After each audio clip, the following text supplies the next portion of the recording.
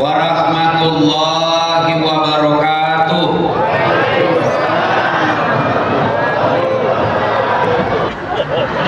Selama kau pegang HP-mu, pasti kau tidak perhatikan saya. Ibumu yang pegang HP, saya doakan suamimu kawin lagi. Simpan itu HP-nya. Kita mau rekam, Ustaz. Kalau ibu yang rekam gambarnya tidak jernih, kalau ibu yang rekam suaranya tidak jelas, tapi kita mau dengar, Ustaz. Tuh ada kamera, ada juga kamera saya bawa.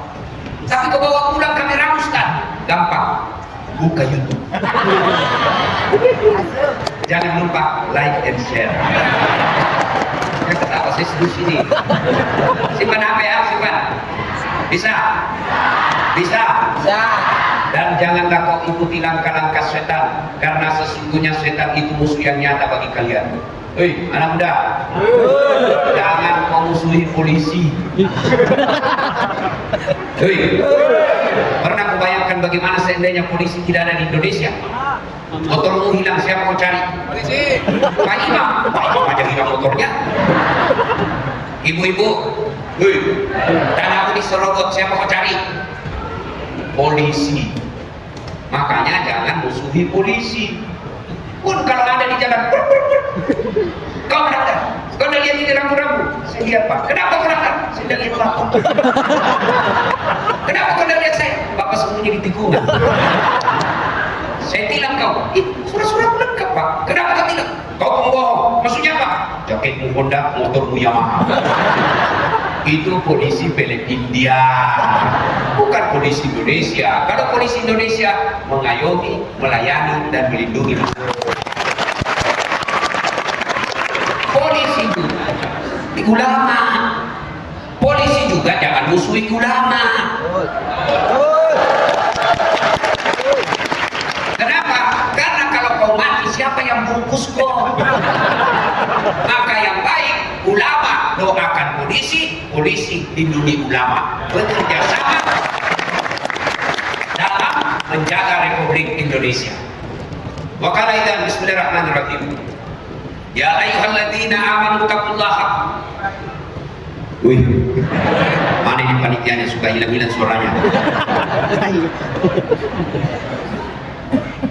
Wala tattabi'u khutuwatis syaitan innahu lakum aduwwun mubin. Wa qala idzan bismillahirrahmanirrahim. Ya ayyuhalladzina amanu taqullaha haqqa tuqatih wa la tamutunna illa wa antum muslimun.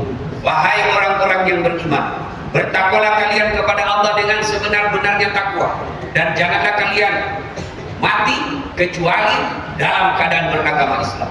Ayat ini hampir Jumat-Jumat kita dengar di khutbah Jumat.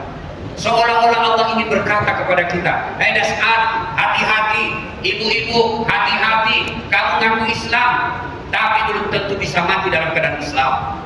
Adakah orang Islam yang matinya dalam keadaan kafir? Banyak. Banyak. Insya Allah kita tidak akan mati dalam keadaan mencuri. Insya Allah kita tidak akan mati dalam keadaan ngerampok. Insya Allah kita tidak akan mati dalam keadaan berzina. Tapi yang bisa membuat kita mati kafir, hubbi aklil haram, suka memakan uang haram. Satu di antaranya menerima.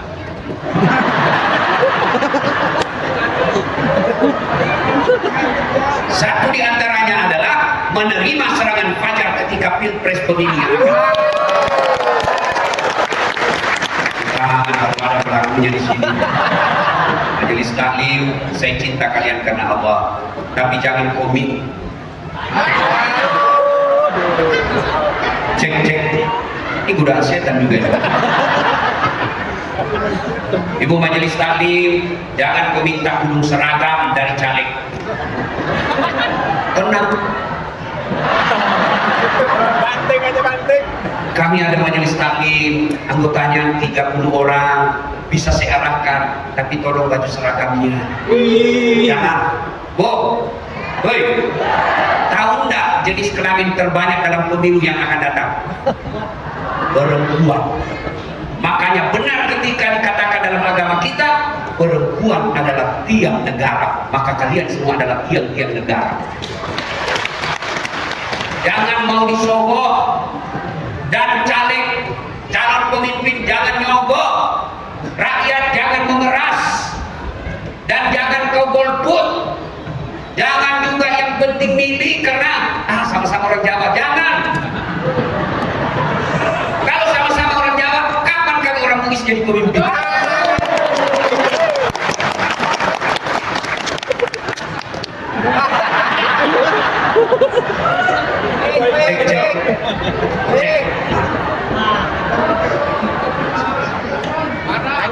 jawab orang itu.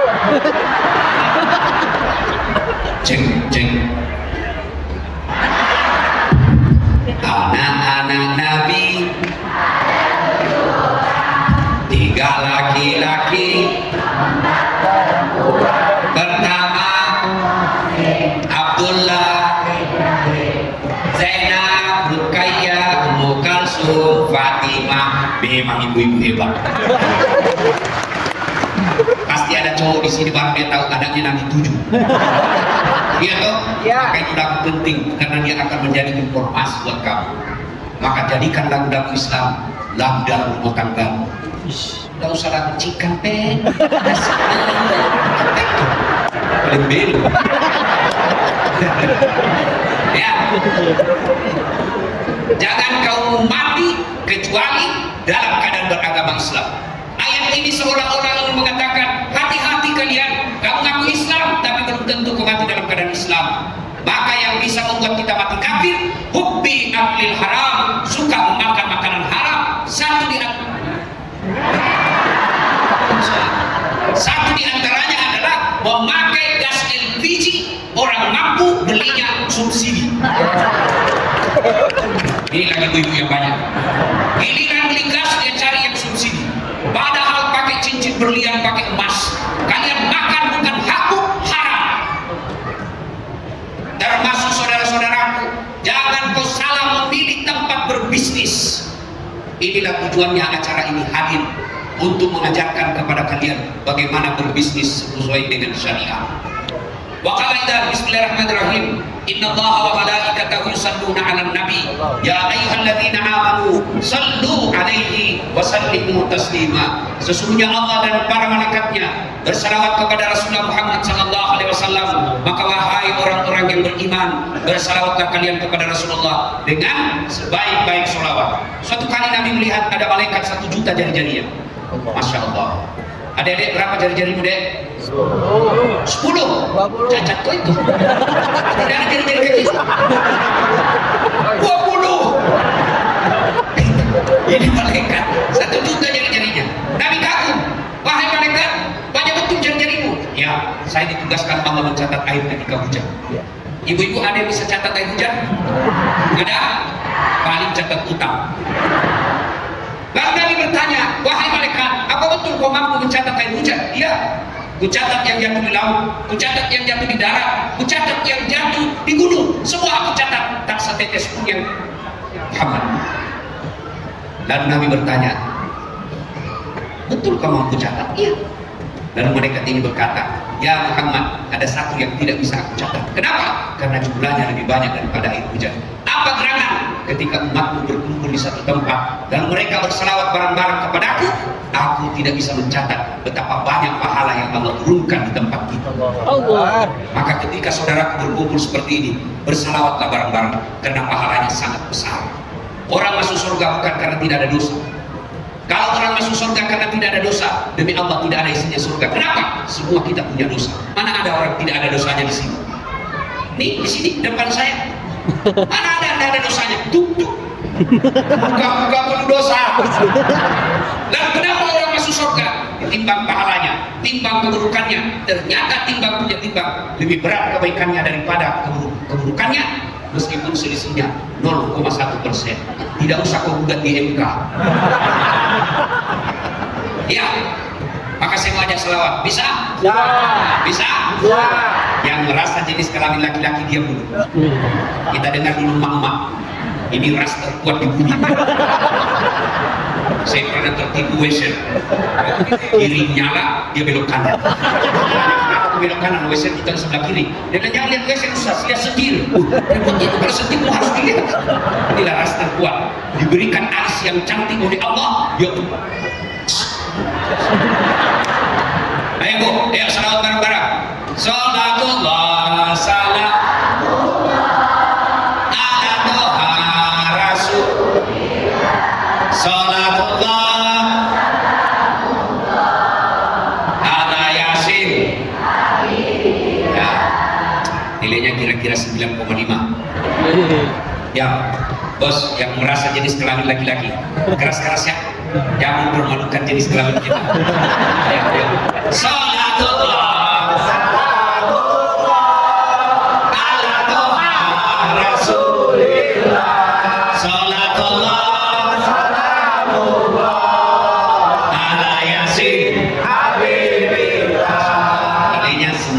7.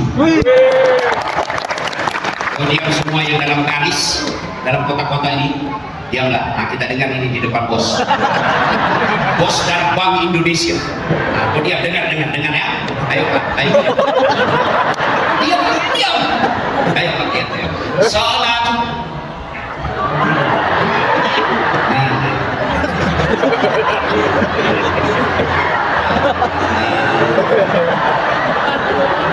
Sud ya sud. Terus apa? Nilainya 9,9. Kenapa? Ada yang undang saya. Kalau saya kasih nilai kecil juga honor dikasih saya. Bu, saya pernah terima honor di amplop naik mobil. Begitu saya naik mobil, saya tarik itu amplop dari kantong. Ternyata isinya susunan acara. Salah kasih ini. Isinya dia kira amplop honor, ternyata susunan acara. Dia telepon saya, mohon maaf Pak Ustadz, saya salah kasih. Saya cepat-cepat sebelum saya sampai di rumah. Nanti ditunggu Mama Ece, ternyata mau kasih susunan acara. Suka luka menjadi ustaz. Belum lagi dapat emak-emak. Kalau mau foto, ditariknya kita. Ulang ustaz, kabur. Padahal dalam hatiku, muka yang kabur. Bareng-bareng, ayo semua, laki, perempuan, bapak, ibu, adik-adik, ayo salam bareng-bareng. Salatullah, keras. Ala toha rasulillah. Salatullah. Ala yasin. Alhamdulillah. Saya tidak mau ceramah. Saya cuma mau berkisah. Mudah-mudahan jadi pelajaran yang berkaitan dengan tema kita yang diamanahkan ke saya. Satu, seorang pemuda bernama Salman Al-Farisi, tinggal di Persia sekarang. Dia cerita sama pendetanya. Kata pendetanya, saya dapat kabar sudah ada nabi akhir zaman seperti yang telah dijelaskan oleh kitab kita. Ciri-cirinya sudah ada di Saudi Arabia sekarang. Kau pergilah cari. Mudah-mudahan kau bisa beriman kepadanya. Salman Al-Farisi bertanya, apa ciri-cirinya? Satu, dia makan hadiah, tapi dia tidak makan sedekah. Itu aja dia bawa. Ingat itu, dia makan hadiah, tapi dia tidak makan sedekah. Jalan kakilah dia menuju ke Madinah. Sampailah di Madinah. Cari. Ingat pesan gurunya, namanya Ahmad. Ketemulah dia. Oh, itu dia. Lagi berkumpul dengan sahabatnya. Waktu itu Muhammad SAW lagi berkumpul dengan para sahabat. Maka datanglah Salman Al-Farisi membawa kurma yang dia bawa, lalu disampaikan kepada Muhammad.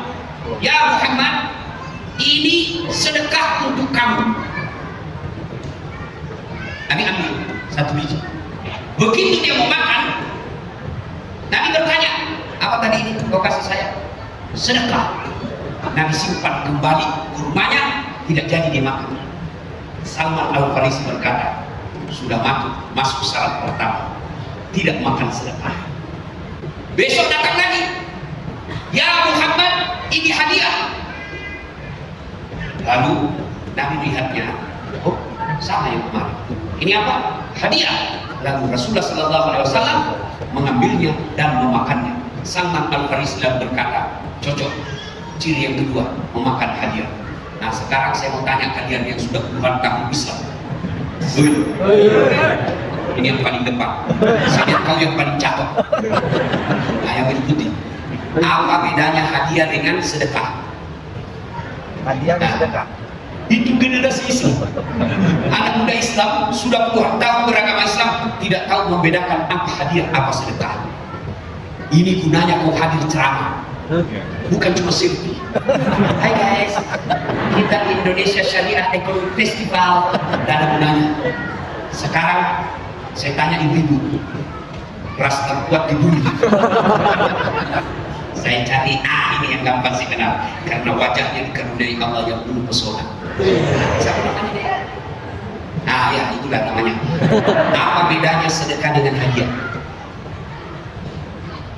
Betul. Gini, supaya ringkas.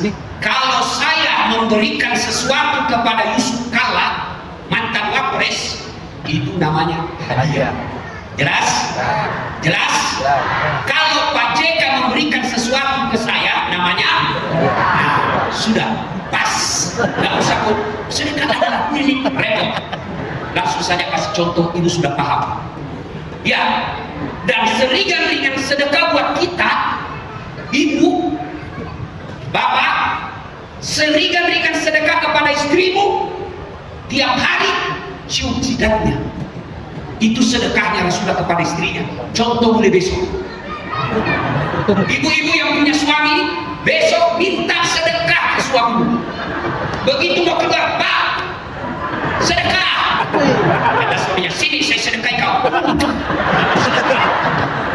Oh ibu, istri saya di rumah Mama Nyece, itu kalau mau keluar, dia sedekah sama saya sepuas-puasnya. Dia cium dulu tangan saya.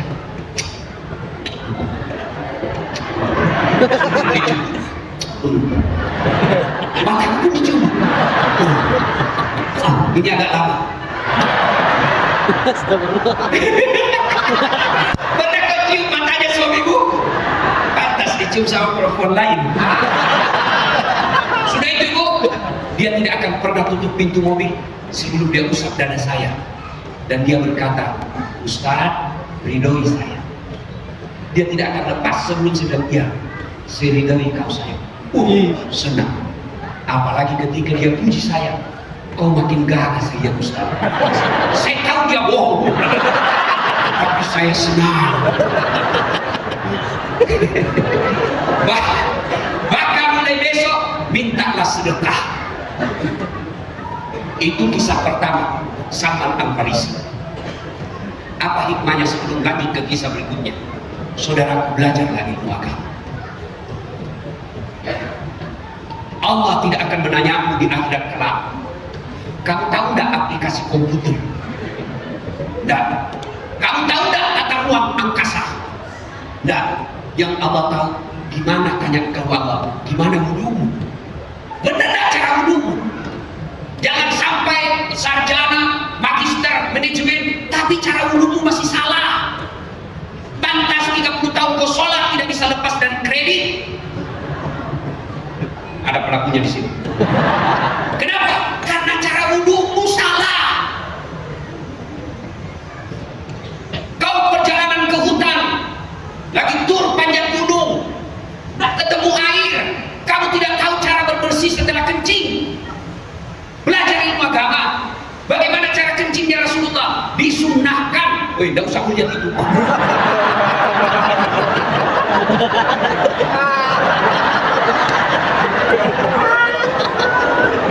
Kok kira enak jadi penceramah? Nah, dia bilang juga, kok kira enak jadi pendengar? Kenapa bapak-bapak bisa enak di sini? Ada yang ceramah, maka bapak tenang ibu. Kenapa saya bisa ceramah di sini? Karena ada yang dengar. Maka kita harus saling menghargai. Biar setengah masuk saya ceramah di sini 2 jam bergelora, tidak ada penonton. Kalau kali untung sudah lama gila itu Ustaz Bugis. Ya. Hey. Kamu pergi ke satu daerah, lagi touring, lagi wisata, mau kencing kan tiba-tiba aja mau. Harus kau belajar bagaimana kencing yang Islami. Boleh berdiri, boleh apabila keadaan tidak memungkinkan untuk duduk. Tapi kalau kau tidak memungkinkan untuk duduk, kencinglah berdiri tapi yang sembunyi. Jangan cuma buka mobil, masih ada 1-2 tetes. Apa bukan detik? Yang pertama begini urusan laki-laki. Tidak ada air Ustaz. Kau belajar bagaimana kalau tidak ketemu air. Maka agama mengajarimu, kau ambil daun 3 lembar. Caranya apa? Ada caranya. Tata caranya memakai daun. Cara gosoknya ada caranya. 1, ambil daun pertama, gosok ke bawah. Jangan kasih lihat ibu-ibu. Ambil daun kedua, gosok ke atas. Ambil daun ketiga, gosok lagi ke bawah. Jangan gosoknya begini. Karena kotor, jangan kasih lihat ibu. Jelas? Hei, wudu, jangan kau wudu seperti orang yang tahu ilmu agama. Gurunya sambil menyanyi.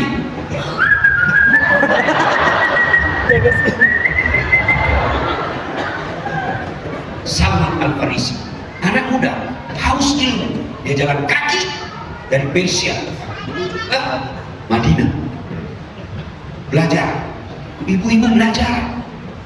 Jangan sampai waktunya ibu habis untuk medsos daripada belajar menjadi istri soleha.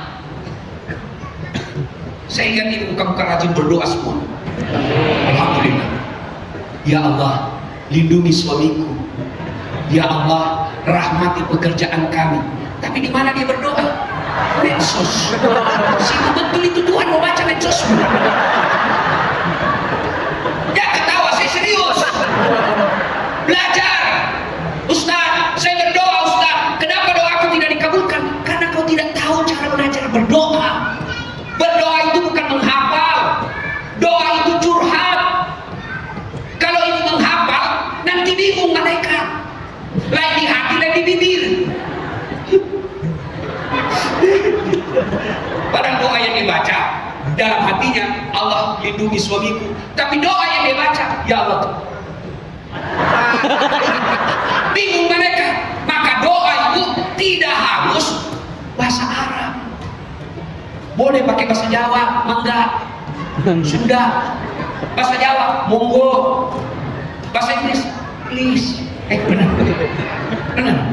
Terserah, saya bukan orang Inggris. Silakan. Bahkan boleh berdoa pakai bahasa isyarat.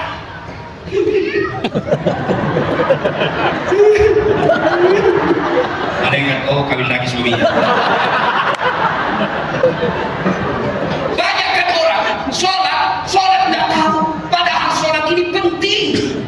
Kecil buat Allah kasih dunia, tapi kau harus tahu ilmunya tentang sholat. 12 tahun sholat tidak berkhasiat. Dia rajin sholat tapi dia tukang gosip. Padahal sholat katakan inna sholata tanha 'anil fahsya'i wal munkar. Tapi kenapa sudah rajin sholat masih tukang gosip? Berarti ada masalah dengan sholat. Ini. Saya baru masuk keadaan di sini, dilihat di TV. Ada lagi yang bilang, itu juga bajunya yang di YouTube. Iya. Kenapa jadi tukang gosip pada rajin pengajian, rajin sholat? Ada masalah dengan sholatku. Maka belajar sholat yang baik. Jangan sholat orang kaya tidak serius. Allah.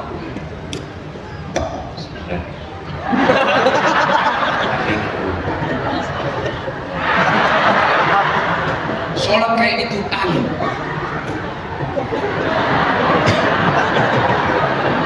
Ya ketawa karena ibu bayangkan diri sendiri kan. Sholat cari duit, apa? Iya kenapa? Tadi 200 ribu. Beli bensin 100 ribu. Beli kuota 50 ribu. Allah tolin. Bedanya. Maka belajar. Orang yang rajin belajar, dengar firman Allah. Yarfa'illahu alladziina aamanu minkum walladziina utul ilma darajat. Allah angkat derajatnya orang yang punya iman dan ilmu. Mana contohnya?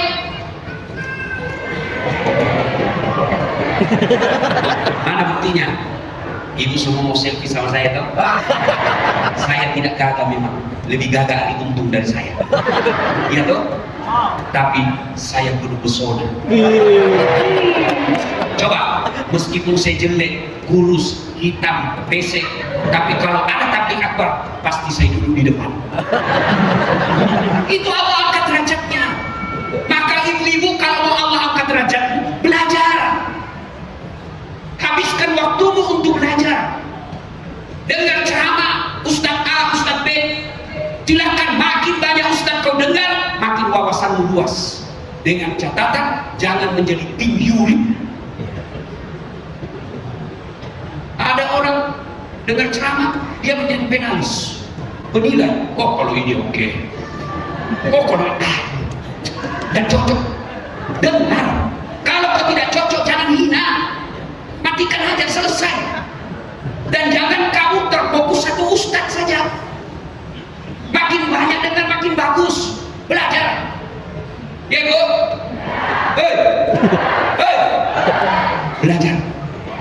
Adik-adik remaja, belajar kamu ilmu agama. Kalau kau utamakan agamamu, kata orang tua dulu, kalau ilmu agama kau utamakan, ibaratnya kau menanam padi, insya Allah akan tumbuh rumput. Tapi kalau kau tanam rumput, jangan kau menunggu ada padi. Artinya apa? Kalau kau kejar duniamu, akhiratmu akan lepas. Tapi kalau kau kejar ilmu akhiratmu, insya Allah dunia itu. Jelas? Contoh lagi. Dek, coba lihat sekarang para pendakwah kita. Alhamdulillah, tidak juga hina dunianya.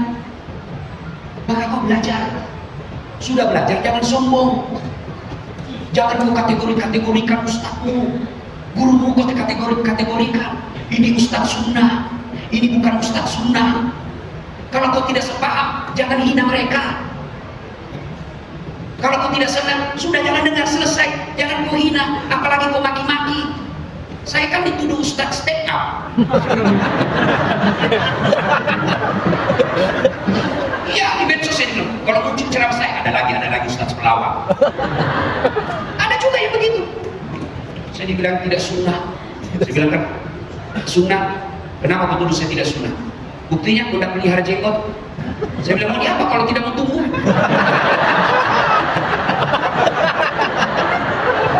Hei, Bu, belajar. 2, kisahnya Salman Al-Farisi. Dia kan pendatang di Madinah. Ternyata Rasulullah persahabatkan dengan seorang kaya, anak muda juga. Kemudian dia jatuh cinta kepada gadis Madinah.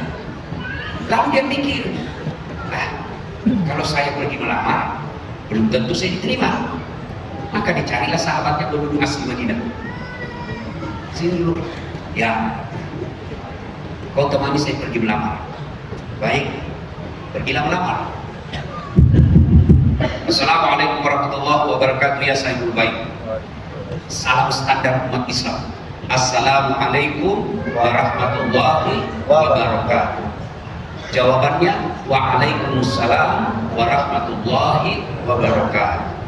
Ibu coba dengar kalau ibu jawab salam di handphone. Apa begitu standar salamnya ibu? Kalau baik-baik, assalamualaikum warahmatullahi wabarakatuh. Apa jawaban ibu? Salam. Oleh pengajian ini, mulai hari ini jawablah salam secara sempurna. Lalu dijawab, masuk. Ada apa? Ya, bilang begini, ini kawan yang diajak. Ini Salman Al-Farisi. Rasulullah mempersaudarakan saya karena Allah. Oke. Dia senang sama anak gadisnya Bapak. Dia mau lamar. Bagaimana menurut Bapak? Dia bilang, baiklah. Ini yang dilamar anak saya, bukan saya. Maka Bapak ini dia sampaikan ke anaknya, masuk ke dalam kamar. Nah. Sini dulu. Kau intip itu cowok gua. Kau kenal itu yang satu, dia itu orang kaya anak muda di Madinah. Yang satu lagi saya tidak kenal, itu Salman Al-Farisi, sahabatnya. Terus Salman Al-Farisi melamarmu, menurutmu bagaimana? Apa jawaban anak gadis ini?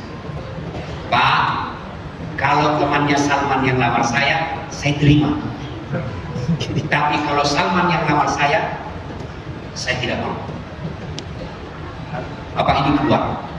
Saya sudah sampaikan ke anak saya. Lalu Salman bertanya, apa jawabannya? Kalau ini temanmu yang lamar, dia terima. Tapi kalau kamu, mohon maaf, dia tolak. Cowok, bagaimana kira-kira kalau kamu yang berperan sebagai Salman Al-Farisi? Nah, kalau saya injak kaki. Andai tahu kau begini, saya tidak bawa kau bikin sial. Tapi apakah Salman melakukan itu? Tidak. Salman Al-Farisi dan berkata, saudaraku, ini jodoh. Seluruh persiapan saya, termasuk mahar saya dan duit saya yang ada ini, silahkan kau berikan, lamar dia, saya dukung kamu. Allah. Itulah persaudaraan dalam Islam. Maka tahun pemilu, kau bersaudara karena Allah. Di padang mahsyar kelak, ketika tidak ada lagi perlindungan, wajah manusia sudah berubah, tidak lagi seperti ini, bisa lebih cakep, bisa lebih cantik, dan bisa lebih hancur. Ada muka, kata Nabi, nanti mukanya seperti ular. Siapa muka ular? Ini paling banyak di kantor pemerintah. Penjilat. Siapa? Siapa? Oh, betul itu Pak. Siap. Ini kalau aja sudah menang ini Pak. Siap. Ada nanti mukanya seperti ular. Ada juga yang anjing. Siapa muka anjing? Mereka yang disogok dan menyogok. Ada juga yang mendahului imam. Bagaimana modelnya? Mukanya seperti kuda. Ada juga yang suka nanti mukanya seperti tikus. Siapa muka tikus? Yang ditayangkan dikasih baju orange. Korupsi. Koruptor. Saat itu tidak ada perlindungan kecuali datangnya dari Allah. Subhanallah. Saya sebelum masuk ke sini parkir dulu. Tertulis ruang VIP. Apa boleh semua masuk? Tidak. Apa boleh semua masuk? Tidak. Tidak. Ibu-ibu parkir di luar. Panas, gabung sama orang, parfumnya campur antara bau matahari dengan bau parfum. Tapi ruang VIP dilayani secara khusus. Begitu juga pada masa kelak ada 7 golongan orang yang diberikan perlindungan, di mana pada saat itu tidak ada lagi perlindungan. Satu di antaranya mereka yang bertemu dan berpisah karena Allah. Maka Salman Al-Farisi insya Allah masuk dalam golongan itu kelak. Kalian pun punya hak untuk masuk di situ. Syaratnya satu di antaranya, bersahabatlah kalian. Ada lagunya Umi Rahmat tentang sahabat. Mencari teman memang mudah, apabila untuk teman suka. Mencari teman tidak mudah, apabila untuk teman duka. Cukup belum dijelaskan lagi. Banyak teman di meja makan, teman saat kita senang, tapi depan pintu penjara, di sana tiada teman. Lagunya Umi Rahmat memang top, ada nasihat. Tapi lagunya ibu-ibu sekarang apa? Putar ke kiri, putar ke kiri, kiri. Sekarang kamu putar ke kanan, apa kiri kanan? Beli. Ada juga anak muda menyanyi sambil duduk. Pikiranku tak dapat ku mengerti, kaki di kepala, kepala di kaki, atas kodomo.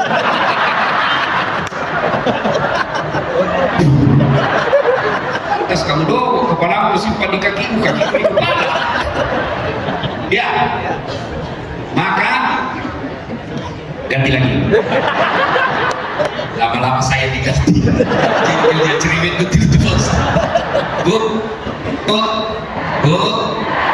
hati-hati bertetangga. Hati-hati milih sopir. Hati-hati milih ajudan. Kita lihat di medsos, ibu-ibu selingkuh dengan sopirnya. Ada bu? Ada bu? Bapak-bapak selingkuh dengan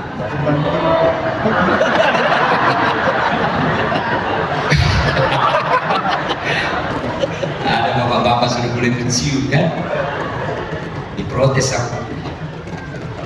Kau ganti tetap sama deh. Diprotes sama istrinya. Pak, biasanya kalau kamu pergi kerja kau cium jidat. Ini sudah hampir 2 minggu tidak pernah lagi kau cium saya. Dalam hati suami. Dalam hati suaminya berarti siapa saya cium selama? Ternyata.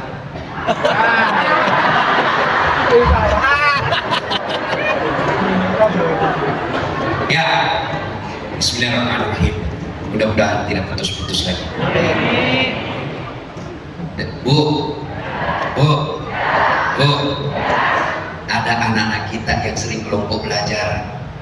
Ternyata anak kita salah memilih teman. Akhirnya apa? Teman yang dia dapat alasan kelompok belajar ternyata berzina di rumah. Ada begitu? Ada. Ustaz kok tahu? Banyak yang curhat sama saya. hati-hati milih teman. Teman bisa mengajak kepada kebaikan. Bagaimana memilih teman? Satu, seumpama ada dua sahabat, satu bagus agamanya, satu buruk akhlaknya tapi banyak duitnya. Satu bagus agamanya tapi miskin. Ibu pilih mana? Pencitraan. Ya, yang umum, yang banyak duitnya. Iya kan? Hati-hati milih teman. Cari teman yang baik agamanya. Oke, kita sudah tahu itu, sudah cari teman yang baik agamanya. Gimana operasionalnya, prakteknya? Satu, lihat sholatnya. Kalau itu jalan, kenapa ini teman saya gelisah? Mbak, kok gelisah betul? Ini sudah mau asar, kita belum sholat duhur. Temannya kan. Tapi kalau ibu mau sholat, tidak usah besok aja, jauh sholatnya, kudunya kotor. Tinggalkan dia meskipun dia cantik dan selebriti. Tuhan aja dia tipu, apalagi kamu. Dua, teman yang baik, dia mengajak kepada kebaikan. Tadi sholatnya, ngajak kebaikan. Ayo, ada pengajian, ayo ikut. Itu dia ajak tuh kamu ke surga. Maka kalau punya sudah teman yang soleh, ajak, pegang erat-erat tangannya, karena dia akan menolong dunia. Ini diceritakan guru saya kepada saya. Di padang mahsyar kelak, pintu surga sudah diadili semua, masuklah ke surga orang baik, masuklah neraka orang jahat. Lalu mau ditutup pintu surga, yang artinya orang dalam surga sudah abadi, orang dalam neraka sudah abadi, dan keluar lagi. Begitu mau ditutup pintu neraka, Allah berfirman kepada malaikat, "Hei malaikat, tunggu dulu. Apa? Ada satu hamba, dia tidak boleh abadi dalam neraka. Cari dia, bawa ke dalam surga." Kata malaikat, tidak ada lagi Tuhan, ini sudah hancur semua. Tidak, saya lebih tahu, cari. Masuk malaikat cari. Agak ribut tuh, karena barang rongsokan kan. Cari. Ini dulu anggota dewan, banyak bentuk gayanya. Ini dia tuh. Pernah dengar anggota dewan di akhirat? Masuklah surga penghafal Quran. Begitu masuk surga penghafal Quran, dilihat nih, kenapa banyak anggota dewan dalam sini? Surga. Dan di negara saya banyak ditangkap. Diprotes sama mereka, kenapa ini banyak anggota dewan? Dia bilang mereka, "Gak usah ribut, dia cuma reses. Sebentar lagi dia balik ke tempat aslinya." Akhirnya ditemukan, oh ini ada cahaya badannya. Angkat. Apa yang pernah kau lakukan dan kamu batal abadi dalam neraka? Tidak ada. Ingat, di akhirat tidak ada lagi bohong. Bu, di akhirat semua orang jujur. Apa yang pernah kau lakukan sehingga Allah mengangkatmu masuk surga? Tidak ada. Kau ingat dulu? Tidak ada. Kau ingat baik-baik? Oh ingat. Ingat apa? Saya pernah bersahabat dengan sahabatnya ulama. Belum ulamanya itu, sahabatnya ulama, dia bersahabat, itu yang menyebabkan dia diangkat masuk ke dalam surga. Baru sahabatnya ulama. Apalagi kalau ibu selesai acara undang saya makan malam. Cuma kadang-kala orang Islam lebih hormat kepada selebriti daripada ulama, lebih hormat kepada pejabat daripada ulama. Coba kalau pejabat diundang, kasih menu spesial, orden rumah diganti, taplak meja baru. Iya, ada pengawal polisi, tentara, undang pun dikasih honor. Giliran kau undang, kau jemput, enggak, kirim grab motor. Tidak ada stang kakinya, satu di belakang. Terpaksa di belakang kasih anak Ustadz setengah mati tergantung kakinya. Hujan lagi, satu mantel berdua, setengah mati. Sudah sampai naik sedikit lagi sudah. Lagi dua terbuka, sudah sampai naik belum lagi sudah. Sampai lagi rumah kepanasan, setengah mati busa-busa kali pagi. Muhammad sudah itu berdoa selawatan, didoakan satu rumah berkah rumahnya, mau pulang kasih duit 100.000. Sudah itu dilihat suaminya, masa cuma 100.000 kau kasih? Setengah mati doa, dia tinggalkan kehujanan pula. Apa kata istrinya? Sudah tambah 2 sisir pisang di sini. Ibu bayangkan diri sendiri. Maka mulai sekarang Bu, bersahabat dengan ahli agama. Hati-hati milih teman. Nabi katakan, orang yang tepat memilih teman, ibaratnya, coba lihat, Nabi mengilustrasikan, kamu bersahabat dengan penjual parfum, kalau kau tidak dapat parfumnya, kau dapat wanginya. Kalau kau bersahabat dengan pandai besi, kalau kau tidak dapat apinya, kau dapat baranya. Coba adik-adik sekalian, tak usah kau lihat ini. Ya.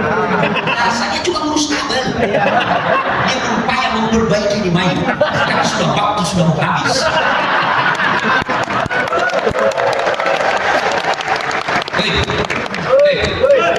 Anggaplah kalian jalan sama saya.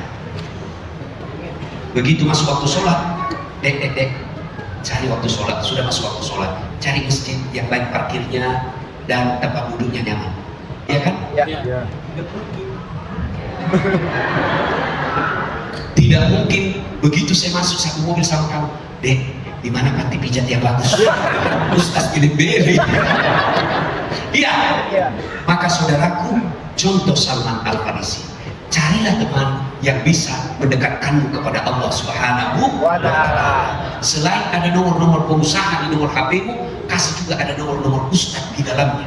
Ada masalah dalam hidupmu, kau telepon, Ustaz, apa hukumnya ini? Tidak dijawab, jangan kau sangka buruk. Bisa jadi ustazmu lagi mengajar, bisa jadi ustazmu lagi ceramah, bisa jadi ustazmu lagi tidur. Jangan sangka buruk. Begitu juga ibu, kalau kau telepon suamimu, tidak dijawab, sangka baik. Oh, suamiku lagi sholat duha. Tuh, di telepon lagi. Oh, berarti suamiku lagi meeting. Telepon lagi asal, tidak dijawab. Oh, berarti dilupa HP-nya. Tiba-tiba ganggu konsentrasi. Saya disuruh balik ke meja, kursi. Bu, hati-hati milih teman, hati-hati milih mantu. Itu penting ibu. Bu, mantu itu penting. Jangan sampai dia tempeleng. Setengah mati kita hamil, setengah mati dilahirkan. Ada ibu-ibu melahirkan senyum. Keluar kona. Dia istri artis datang juga. Enak tak melahirkan bu? Enak tak? Kenapa ibu undang-undang? Sampai anak 9 bulan dalam kandungan, dilahirkan antara pilihan hidup dan mati. Menyusuinya pun menderita. Coba waktu ibu menyusui.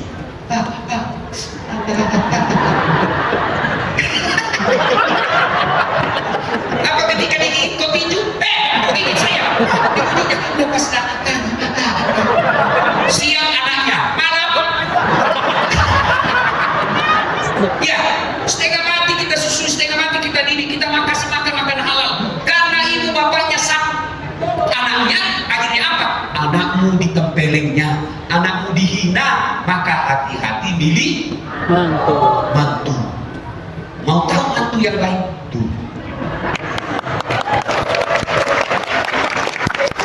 Ini baik juga, tapi saya sudah ada istri. Ada curhat, Ustaz, meninggal suamiku. Ada kado-kado apa nendang jiwa. Saya kira udah, saya layani WhatsApp-nya. Lama-lama dia bilang, Ustaz, mau ke Ustaz menjadi imam dalam hidup. Maaf ibu, saya bukan imam, saya penceramah. Ya, hati-hati milih teman, hati-hati milih mantu, hati-hati milih sopir, hati-hati milih pembantu, karena mereka akan ikut berpengaruh terhadap karakter kita. Itulah Salman Al-Farisi. Masih ada waktu? Masih. Kisah ketiga, terjadi perang, namanya perang Khandaq atau perang Farid. Farid atau Farid ya? Farid atau Farid? Nah, ibu mengerti kan? Yang saya maksud, ibu gali. Nah, kalau Farid manusia, Farid. Nah, dari tadi saya bilang Farid.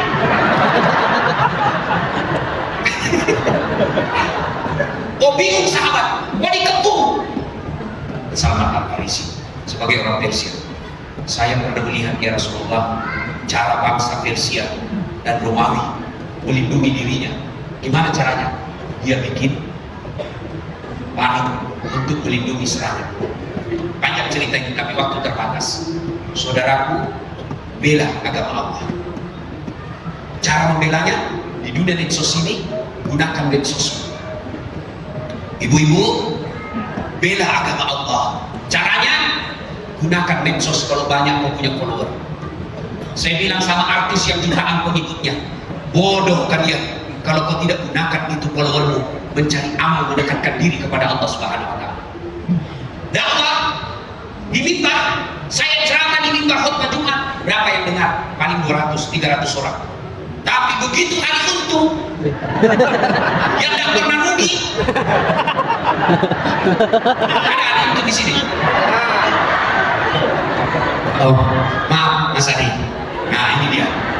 Bayangkan kalau dia share dakwah, berapa orang yang menontonnya? Maka ibu-ibu, bela agama Allah. Caranya, adik-adikku, gunakan media sosial. Jangan kau jadikan media sosialmu memudahkan dirimu masuk surga, masuk neraka. Pegang kau punya handphone, jadikan handphonemu sebagai senjata membela agama Allah. Ibu-ibu, tidak pandai bermedsos, bela agama Allah. Didik anakmu menjadi senjata Islam yang akan datang, bukan untuk perang, tapi dia gunakan kecerdasannya membela agama Allah. Ibu, kalau ibu meninggal siapa doakan? Nah, suami kawin lagi. Dia dengar istri saya ceramah ini. Nah, istri saya itu dia tungguin juga ceramah saya. Ustaz, jadi kalau saya duluan meninggal, Ustaz mau kawin lagi? Sebelah sini saya. Ku peluk dia baru menyanyi. Bila kamu di sisiku, hati rasa syahdu. Oh, senyum-senyum bilang. Saya bilang, sayang dengar baik-baik ya. Jangankan kau meninggal, kau hidup saja. Aku tahu. Saya selalu berpikir kawin lagi. Apalagi kalau kau sudah mati. Paham? Oh, Mas Ari ada ibu-ibu datang. Dia mau membela sesamanya ibu-ibu. Ustaz, jelek betul sifatnya itu tetangga. Kenapa ibu? Masa? Baru 3 bulan istrinya meninggal, belum lagi kuburnya kering, dia kawin lagi. Oh iya ibu, itu tetangga saya, masih hidup istrinya dia kawin. Saudaraku, kalau anda meninggal, siapa yang doakan? Anak. Temanmu? Anak. Kalian punya grup WhatsApp semua kan? Punya. Coba lihat kalau ada teman meninggal, ketik doa saja dia malas. Apa dia kirim? Stiker. Al-Fatihah. Dia tidak baca stiker aja dia kirim. Maka saudaraku, ibu-ibu terutama, didik anakmu. Itulah jihadmu, seperti Salman Al-Farisi, tokoh muda. Didik anak. Demi Allah, bapak ibu merantau ke Malaysia, tidak nyaman di Malaysia, ada pilihan? Ada. Balik lagi ke Jawa, mangan orang mangan, yang penting ngumpul. Saya pegawai negeri, tidak disenang sama pimpinan saya, ada pilihan? Ada. Apa? Pensiun dini. Selesai. Pilpres. Karena saya punya calon, ada pilihan? Tiarap dulu 5 tahun. Lawan lagi yang akan datang. Masih ada pilihan. Ketika kau di dunia menderita, masih ada pilihan. Tapi kalau kau masuk kubur, Oi. ini muka-muka sakaratil maut. Mau kemana pasti mati. Nah, ibu masuk kubur ada pilihan. Tidak nyaman. Bukan nakir, pulang dulu deh. Pun kalau itu di satu komplek pilihan. Dan kata Nabi pada saat itu satu yang bisa menolongmu, doa dan anak-anak soleh. Ibu, berat ibu jadi penghafal Quran sekarang. Usianya sudah 50 tahun, agak berat. Kenapa? Cicilan suami nakal, anak nakal, tetangga bejat, ini mudah semua di otak. Agak susah menghafal. Maka ibu tidak usah menjadi hafizah. Caranya apa?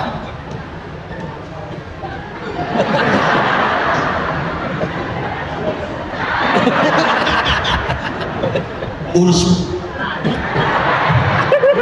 Saudaraku, Hei.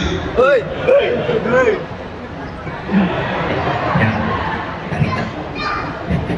dari cek ya, saudara-saudaraku, bapak-bapak, tidak usah jadi ustaz, berat, jauh dari keluarga, kadang-kala capek, dipanggil foto terpaksa pura-pura senyum, pura-pura bahagia, lagi makan lewat orang, ustaz foto dulu, berat, tidak diladeni, update status mereka, ustaz sombong. Gak usah jadi ustaz, tapi cukup kamu urus hidupnya ustaz, uruslah sekali nanti. Saya tidak minta duitmu, cukup kau lihat ceramah saya di YouTube, jangan skip iklannya. Itulah jihadmu. Bela kau punya ulama. Salman Al-Farisi mau mati untuk membela Rasulullah. Masa mudanya. Kalian juga begitu, bela ulamamu. Caranya apa? Nggak usah angkat pedang, nggak usah sebarkan berita kebencian. Gimana caranya? Follow mereka. Masa artis yang nggak jelas kontennya, pamer-pamer makan aja kerjanya. Hai guys, ini 10 juta sekali makan. Kelihatan dadanya, kelihatan pahanya, nggak juga kau dikasih pegang.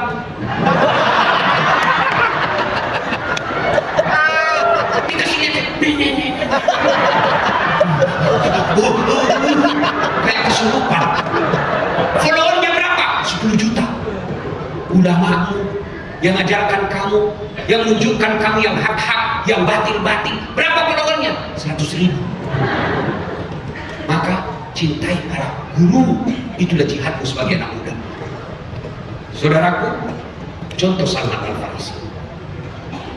Berikutnya, Abdurrahman bin Auf, Utsman bin Affan, Abu Bakar Siddiq, dan beberapa lagi tokoh-tokoh muda angkatan Rasulullah Muhammad SAW. Mereka inilah golongan pertama masuk Islam. Siapa mereka? Pengusaha muda. Ibaratnya kalau di Indonesia anggota HIPMI, mereka lah orang-orang pertama, golongan pertama yang beriman kepada Rasulullah dan meyakini Muhammad sebagai Rasulullah Muhammad SAW. Maka saudaraku, jadilah kau pengusaha, jangan jadi budak peminta-minta. Kecil buat Allah kasih kau dunia, kecil. Caranya dekati yang punya dunia.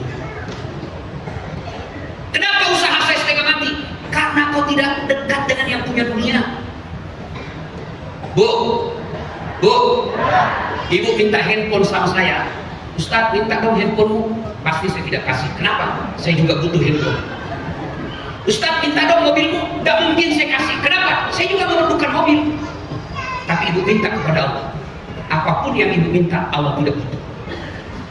Berarti dunia yang milik Allah kecil buat Allah. Yang penting dekati Allah.